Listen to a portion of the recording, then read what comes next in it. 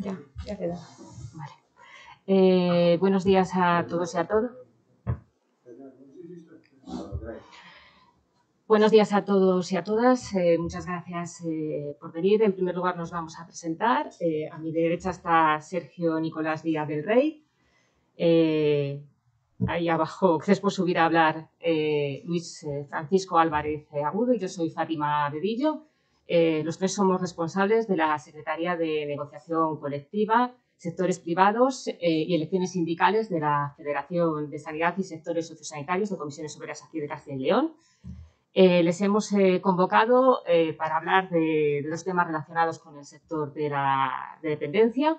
En primer lugar, cómo están las condiciones laborales, económicas, de salud laboral, de ratios en este momento en el sector.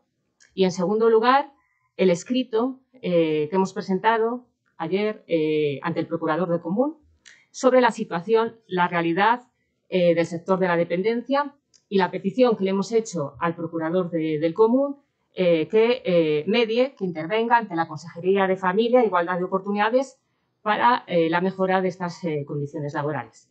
Del primer tema, cómo están las condiciones laborales, el compañero Sergio os va a dar más detalles.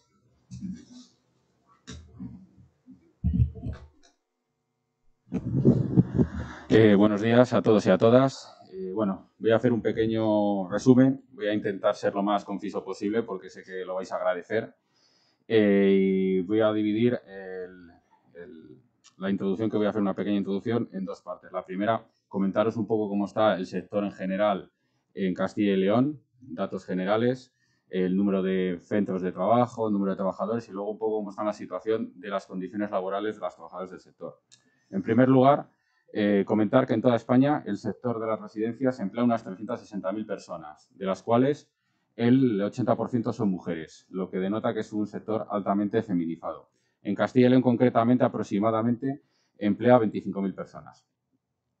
Segundo lugar, el número de plazas. En Castilla y León disponemos aproximadamente, según los últimos datos publicados, de unas 50.000 plazas de residencias, de las cuales aproximadamente unas 36.000 se ubican en centros privados o en centros que son de gestión privada, es decir, pueden ser de ayuntamientos, diputaciones, pero lo gestionan empresas privadas. Además de esas 36.000 plazas,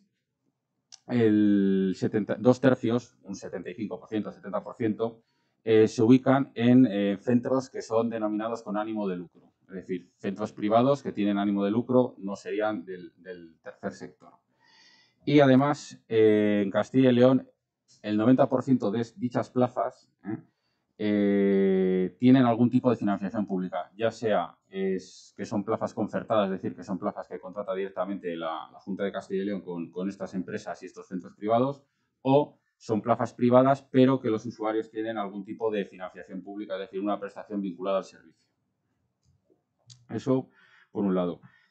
Luego, bueno, comentaros que lo último, en el año 2021, dentro del diálogo social, se aprobó por parte de la Junta un aumento de las plazas concertadas en las residencias y además también se les aumentó en un 10% el precio que cobran estas empresas por las plazas concertadas a la Junta de Castilla y León.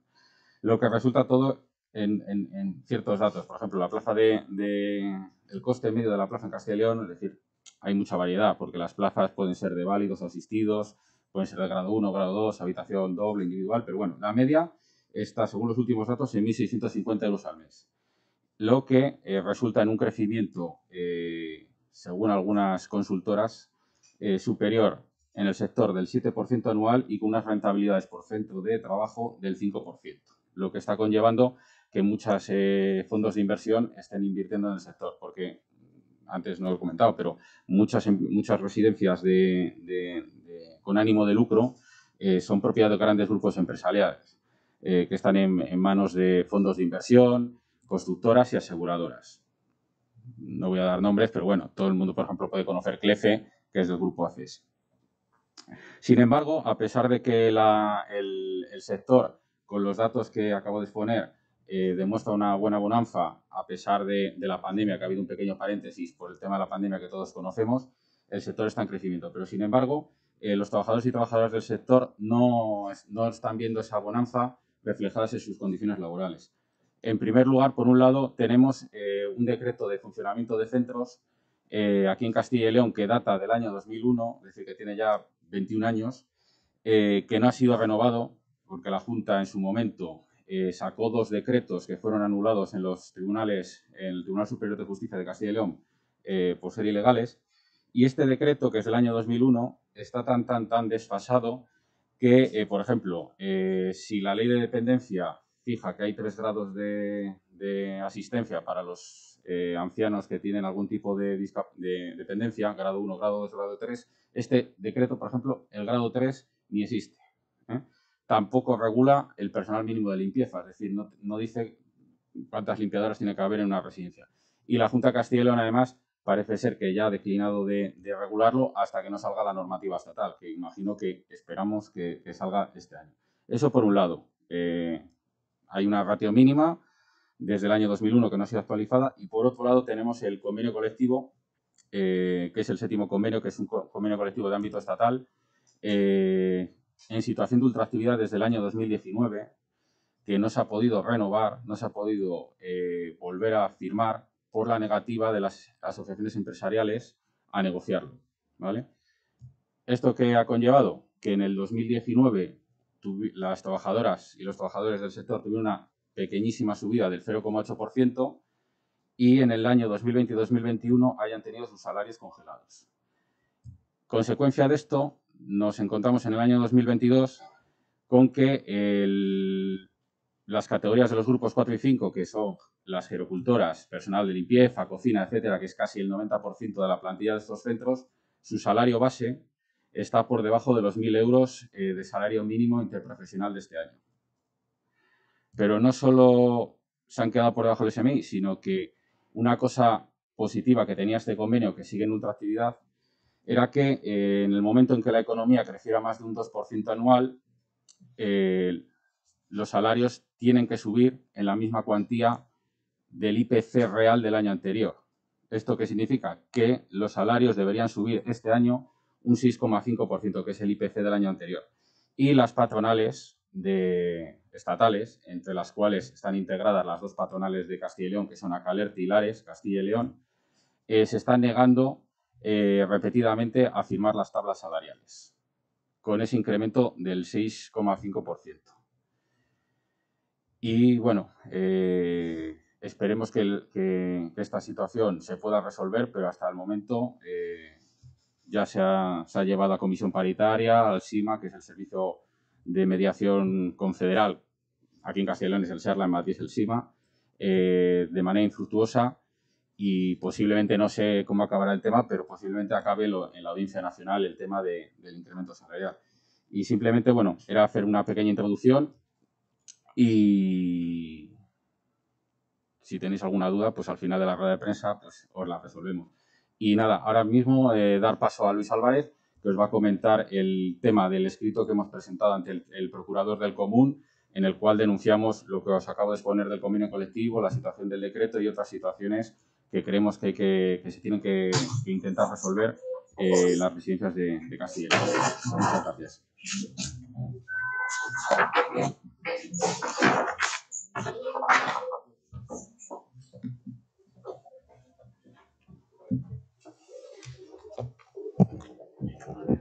¿Qué tal? Buenos días. ¿Me vais a permitir, para que se me escuche con más claridad, que me quite la mascarilla?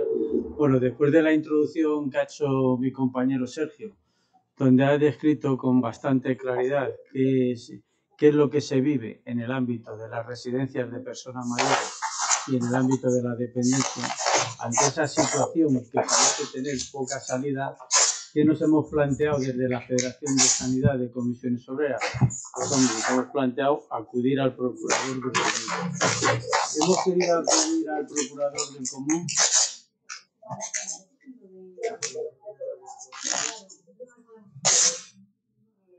Bueno, ¿no se les puede apagar el micrófono desde aquí a todos? Vale, bueno, a ver si ya está. Bueno, pues entonces, después de esto, decir, ¿por qué hemos decidido desde la Federación de Sanidad acudir al Procurador del Común? Pues básicamente por 3 criterios. En principio, por el vacío de poder existente actualmente en Castilla y León tras las elecciones. En la Junta todavía no está nombrado la responsable correspondiente ni la propia Junta ha definido su fórmula de gobierno. También porque el procurador del común es un perfecto conocedor de la realidad del sector a través de las diferentes resoluciones que ha hecho sobre el sector en los tiempos de pandemia ante diferentes demandas que se le han realizado. Y también queremos acudir a él porque no queremos que Castilla y León se quede rezagada en cuanto al avance que se está produciendo en el ámbito de la dependencia en otras comunidades autónomas. Es decir, ¿qué le solicitamos realmente al procurador del común? Le solicitamos su intervención ante el Gobierno y la Consejería de Familia e Igualdad de Oportunidades, porque queremos, como están haciendo otras comunidades autónomas, que intervenga ante estos organismos para que se regulen los precios de la concertación y que el incremento necesario que se tiene que producir tenga una repercusión directa también sobre los salarios de los trabajadores, de las trabajadoras, fundamentalmente en este caso, y que se dé cumplimiento al propio convenio. Deciros que desde la Federación de Sanidad somos conscientes de que la dependencia no está bien financiada y que necesita una mejora importante. Os ha dicho Sergio hace un rato cuáles eran los precios que estaban actualmente y en este sentido, decir, no solamente estamos actuando desde la Federación de Sanidad en el ámbito de Castilla y León, sino que también a través del diálogo social con el propio Ministerio de Sanidad estamos interviniendo directamente en este diálogo social en el que se han producido algunos avances importantes que van a repercutir sobre la financiación de la dependencia. Por ejemplo, se ha recuperado en el acuerdo del año 2021 el nivel acordado que fue suspendido en el año 2012 por el gobierno del PP. Además de recuperar el nivel acordado de la financiación, se ha incrementado el nivel mínimo de financiación. ¿Ello qué ha supuesto? Ha supuesto que ya en el año 2021 se incrementaran en 600 millones de euros la financiación del sistema de la dependencia y que en el año 2022 y 2023 se sigue manteniendo esos 600 euros cada uno de los años, además de otros avances y actualizaciones de precios que están produciendo en la propia aplicación del plan de choque que se ha acordado en el ámbito del diálogo social. Esta solicitud no es porque se nos haya ocurrido solo a nosotros, no es porque querramos que se solucione este problema. Esta solución la hemos fundamentado en el escrito, la solicitud que le hemos dirigido al procurador del común y de la cual os vamos a dar luego una copia para que la tengáis, en base a las propias resoluciones que ha hecho el procurador del común, en base a criterios de comisiones obreras que hemos expresado con nitidez cuando hemos participado en el proceso que estableció la Junta con el nuevo modelo de ley residencial que se quiere implantar en Castilla y León y también, por ejemplo, con informes de la Asociación de Directores y Gerentes de Servicios Sociales. Es una asociación que al menos trimestralmente elabora informes de cómo evoluciona la dependencia en el conjunto del Estado y hace análisis también por comunidades autónomas. Pues eso os digo que recientemente ha hecho uno que ha titulado Ideas y propuestas para un nuevo modelo residencial para personas en situación de dependencia. Pues bien, tomando algunas de estas conclusiones que de estas tres partes han salido, ha sido la base fundamental por la que hemos argumentado nuestros criterios ante el defensor del común.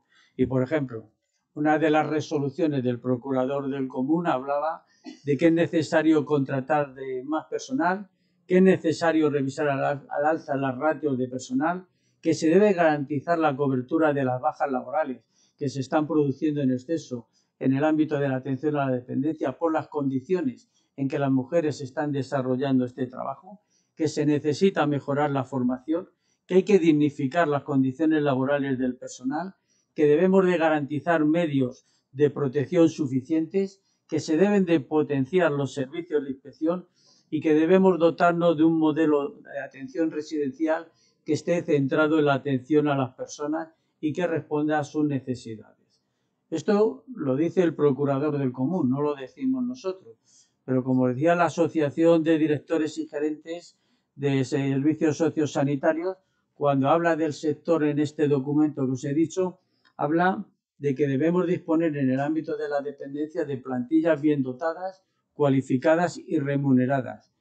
Constata que el valor que se le da a la atención al cuidado a las personas mayores es escaso y por lo tanto ante esa escasa valoración de ese cuidado que se le da, valoramos poco lo que es el sector de la dependencia y quienes trabajan y por eso sus condiciones laborales no son las adecuadas, que se debe de acordar a nivel nacional, pero también desarrollar en el nivel autonómico una ratio global de número de trabajadoras que deben prestar servicio en la dependencia, pero que esta ratio global tiene que ir acompañada de ratios por grupos profesionales de las personas que trabajan y fundamentalmente por profesionales de atención directa.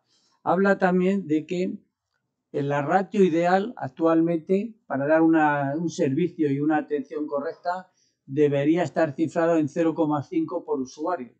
Es decir, que por cada 2 usuarios hubiese una trabajadora en el ámbito de la dependencia de una manera global, no en cada turno, ¿eh? No estamos hablando de una persona, una cuidadora, cada 2 residentes en cada turno, sino de manera global y que sería idóneo que en perspectiva inferior a 5 años esta ratio se incrementara a 0,6. Que es necesario, y ahí coincidimos, que las administraciones públicas acuerden el precio de la concertación para asumir el incremento de los costes. Claro, estamos pidiendo más personal para tener mejor y mejores condiciones a las personas usuarias. Eso evidentemente provoca un coste y evidentemente tiene que haber una mejor financiación de la sanidad. Y además, cuando habla de las condiciones laborales y económicas del personal de la dependencia, habla que ya en el año 2022 deberían de incrementarse un 15% los salarios de estas trabajadoras para tener unos salarios acorde con la responsabilidad que tienen, al menos. Pero ellos consideran que el incremento necesario sería en torno a un 20%. Y veis que estamos discutiendo ahora con las patronales, como ha explicado mi compañero anteriormente, de que apliquen algo que ya han firmado, que es que a este año, en el año 2022, a las trabajadoras les corresponde un incremento del 6,5 y que las propias patronales se están negando. Pero al margen de lo que diga el procurador del común, al margen de lo que digan entes ajenos a las propias administraciones y a los agentes sociales, nosotros también como comisiones obreras hemos trasladado con claridad nuestras propuestas a la propia Junta cuando sacó el proceso de participación en el proyecto de ley residencial. Tenemos que decir que nuestras propuestas han tenido un escaso éxito dentro de lo que ha contemplado la propia Junta, lo que contempló la propia Junta con modelo que quiere implantar en Castilla y León, ¿no?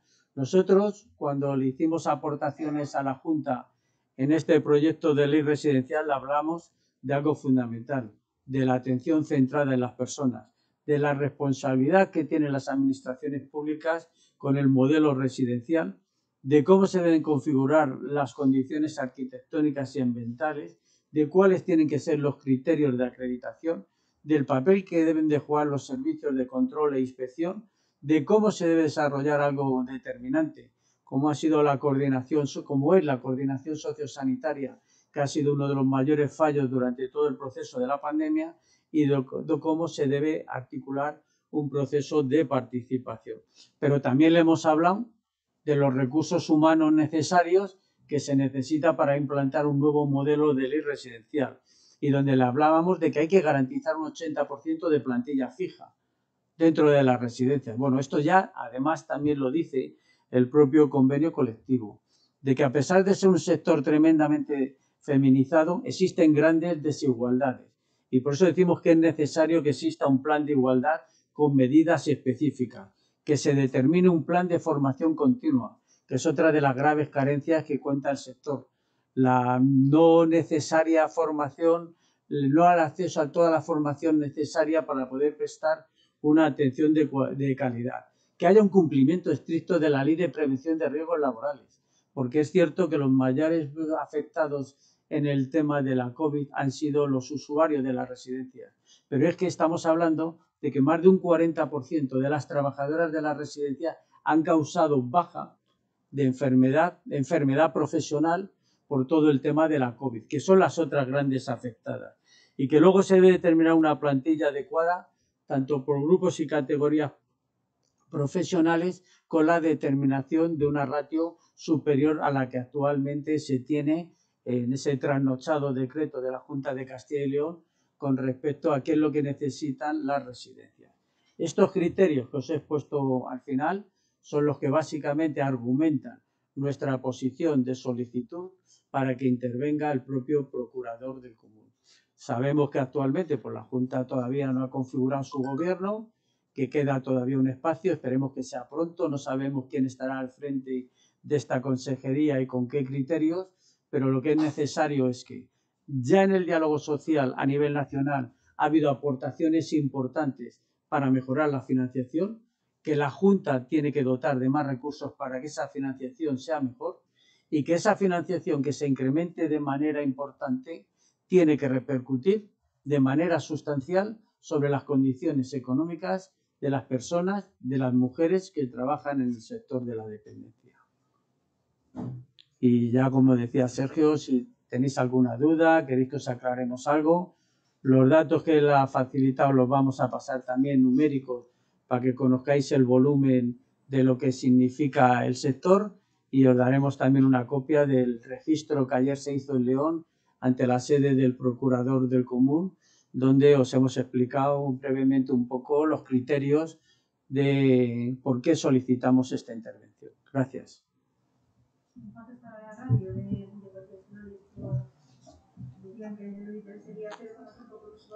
El 0,5 por usuario es lo que se pide por parte de la Asociación de Directores y Gerentes.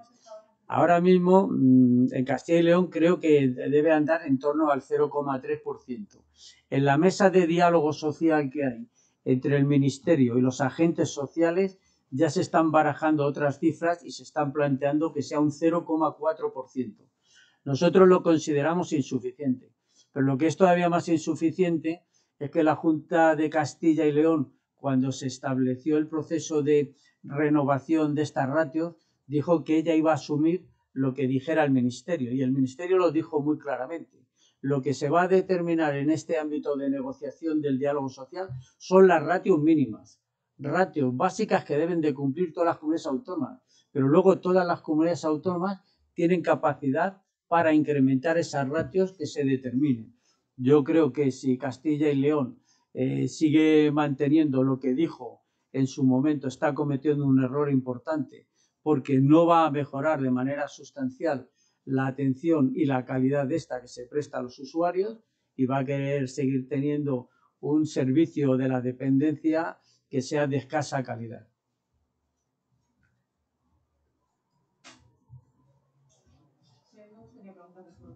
Ya que estar aquí, como Federación de Sanidad, tenemos un punto sobre la mesa en relación a un colegio de Tordesillas, el Pedro I, Tordesillas, donde varios padres piden del colegio que se cumpla lo que se acordó en las Cortes hace 6 años y se dote de enfermera escolar, por eso hablo de sanidad, que sea educación de enfermera escolar, aquellos, pienso las ejecutivas, es decir, aquellos colegios de medio rural donde hay alumnos con necesidades educativas especiales, puede haber una enfermera escolar itinerante. Ellos piden a distintas, la Junta de momento no está dispuesta a activar piden a distintos colectivos que bueno, pues, respalden o se posicionen de alguna manera para hacer un poco más fuerte. Entonces, yo sé que no es educación, pero sí que es sanidad, que es una enfermera, es en el ámbito escolar, me gustaría conocer la posición de las enfermeras. Bien, mira, la figura de la enfermera en los colegios es una figura que está muy poco desarrollada. En torno a esa situación, Comisiones Obreras ha mostrado siempre a favor de que exista esa figura. Esté de algo más de mis competencias lo que me estás preguntando porque nos correspondía a otro, pero nosotros desde Comisiones sí que defendemos que haya esa figura. Yo ahora en estos momentos desconozco ese pronunciamiento de hace 5 años, pero sí es cierto que en colegios con un volumen de niños y niñas suficientes tienen que tener una enfermera de manera estable, pero también puede existir esa figura, y no es descabellada, de que en función del número de niños y niñas que estén en cada colegio, puede haber esa figura itinerante de la enfermera que preste atención en las zonas escolares, sobre todo en un aspecto fundamental que es la educación sanitaria, de la prevención. Juegan un papel fundamental y en este sentido, desde Comisiones Obreras se apuesta por esa figura de la enfermera escolar.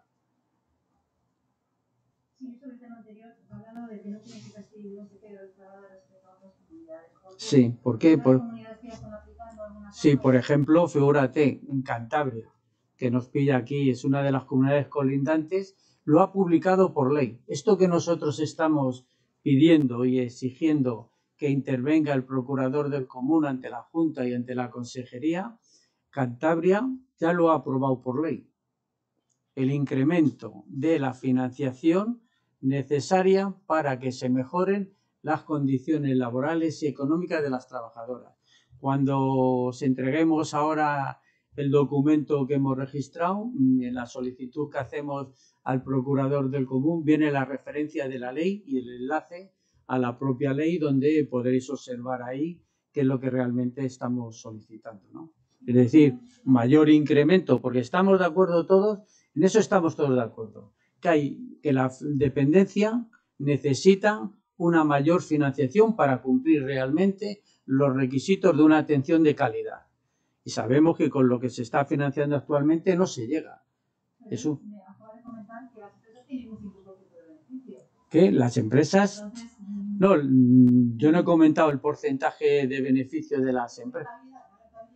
Sí, pero es una renta. Aquí nadie pierde, ¿eh? Sobre todo por una cuestión, figuraros. Lo que está ocurriendo en España es que los grandes grupos inversores del ámbito de la dependencia, fundamentalmente franceses y belgas, no hacen nada más que introducirse de una manera más importante en nuestro Estado. Están llegando. ¿Por qué? Porque hay mercado. Porque Castilla y León es una población envejecida. Porque España es uno de los países de mayor envejecimiento que hay en Europa. Por lo tanto, ellos encuentran que hay ahí un nicho de negocio importante y están llegando. Y estas empresas no llegan aquí para perder dinero o ganar dinero a largo plazo. No he visto ninguna petición de incremento de plazas públicas. Sí, nosotros. No, vamos a ver, lo he comentado en este sentido, pero en la ley residencial, y yo creo que os lo he comentado, pedimos una mayor intervención de la administración pública. Es decir, aquí esto es un servicio público. ¿Quién lo tiene que dar? Lo tiene que dar la administración pública. ¿Qué ha optado la administración pública?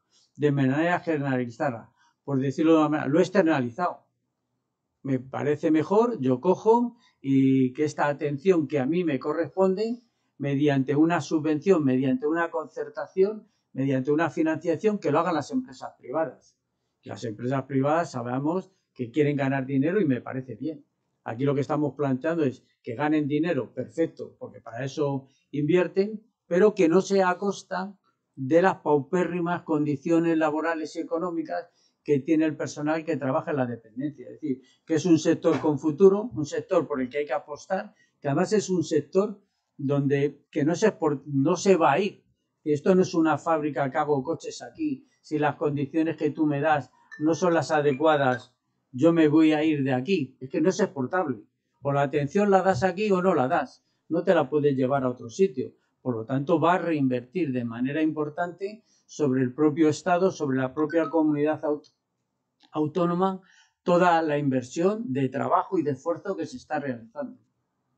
¿Hay diferencias en cuanto a las ratios de centros públicos a concertados? Es decir, hablaba que la media no sé si hay diferencia entre los centros públicos y los privados concertados. Sí, hay una diferencia importante. Ten en cuenta que lo que publican las comunidades a través de decretos, aquellas que desarrollan la normativa a nivel estatal, son condiciones mínimas.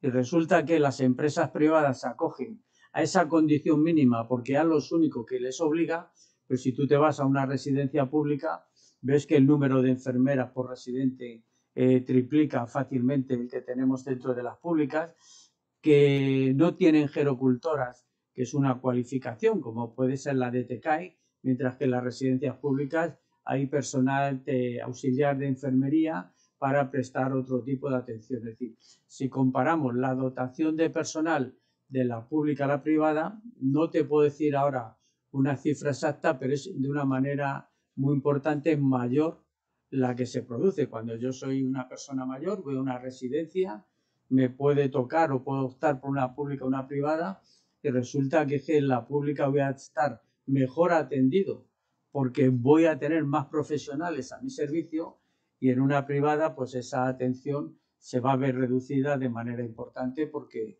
la empresa privada va a ir al mínimo exigible para tratar de que su beneficio sea el mayor posible.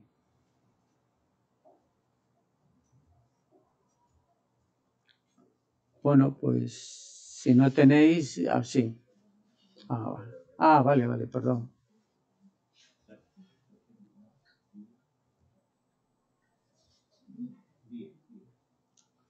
Nosotros tenemos tiempo, no sé vosotros, pero lo que necesitéis, si queréis que os aclaremos algo más, sin ningún... Sí. Sí. No es normal el tanto por ciento del ratio entre privada y pública. En Diputación, por cada 30 usuarios, 8 auxiliares, mientras en la privada hay 2, imposible que estén bien cuidados. No, es un comentario, pero que está lleno de razón. No sé si se corresponde exactamente con la realidad, pero es lo que comentaba anteriormente. La diferencia de ratios que se utilizan en el sector público y en el sector privado son absolutamente diferentes. Las empresas privadas van a qué es lo que me exige la comunidad autónoma. Me exige un ratio del 0,3 personas trabajando por número de residentes, pues es a lo que me dedico a cumplir.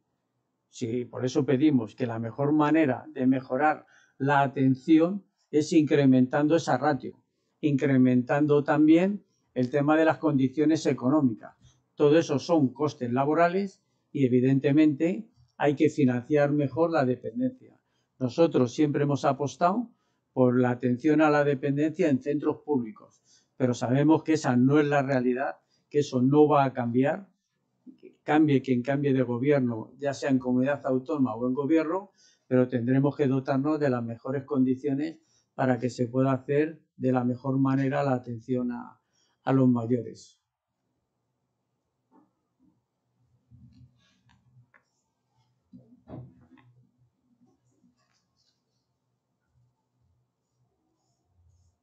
Bueno, pues cuando digáis. Sí. Bueno, que tienes, venga, no hay ningún problema.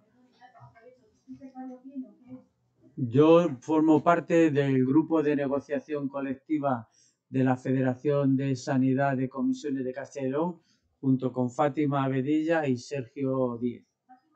Abedillo, perdón. Sí.